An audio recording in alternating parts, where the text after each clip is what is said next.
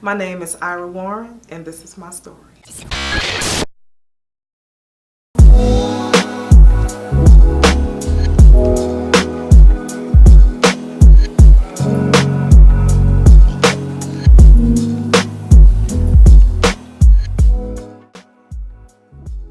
I was born in Gary, Indiana.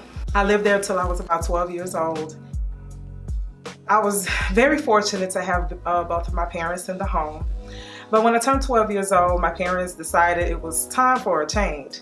So we moved to Texas 1980, and that's where I resided for 33 years prior to moving to Philadelphia. I have 3 beautiful sisters, and I have 2 brothers.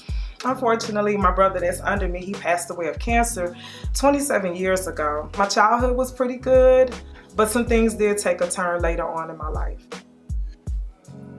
I was very fortunate to have both of my parents in the home. Even though it seemed on the outside that we had this picture perfect family, things was not what it seemed on the inside. My dad would beat her every day, and that was hard for me to see my dad, who stood 6'3", and my mom is only like 4'9", and for him to, take his fist and tattoo my mom's face every chance that he had. My mom was torn down a lot, and that really hurt me as, her daughter, and growing up in the home, seeing all of these things. And what mom didn't know, dad was taking advantage, of his own children. And what I mean by that is he was, he started molesting me at the age of 5 years old. My mom, she knew, but her thing was, if we tell somebody, we're gonna lose our home, I'm gonna lose my car. So my mom was very, very materialistic.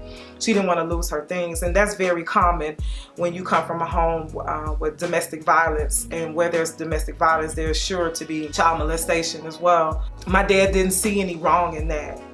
His way of showing love was by touching and kissing and having sex with me. He said, "This is what daddies do." We told my mom that, Dad, listen, my oldest sister went to my mom and said, "Look, he is still touching, he's still having like full-blown sex with us. What are we gonna do?" She waits till he go to work. We go to the Salvation Army. My mom didn't even want to stay there the whole day until the lady figured out what she was going to do for us. So my mom got so frustrated. She said, "You little whores, y'all gonna go downstairs and you gonna tell that lady that's a lie. Because I'm not gonna lose my house, and your brothers and sisters, they need their father." And she was going on and on and on. It was all about her stuff.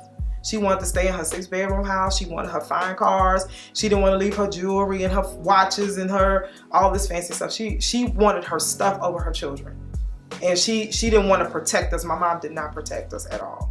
Moving forward, 2 years go by, I'm 15, it's still happening. I turn 16, I get sick. I'm throwing up everywhere. So, I ain't never been pregnant before, so how am I supposed to know what pregnancy is or what it feels like? But I would always hear my dad say after he did whatever he wanted to do to me, "I don't want to get you pregnant." I got pregnant. And my mom hated me. When I say she hated me, my mom still hates me to this day. She always looked at me as the other woman because I did have this child by my father. They wanted to keep it on hush. I can remember that day when I went to the nurse and she was like, "You want to take a pregnancy test?"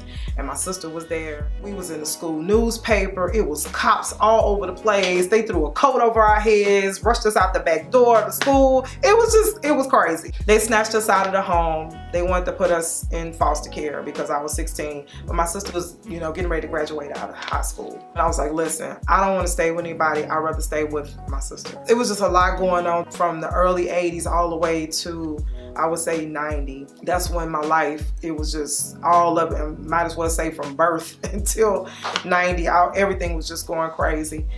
God had, allowed me to do and see a lot of things, even through my adversity. So I'm just grateful for that part of my life, and I'm just grateful for my children and my grandchildren.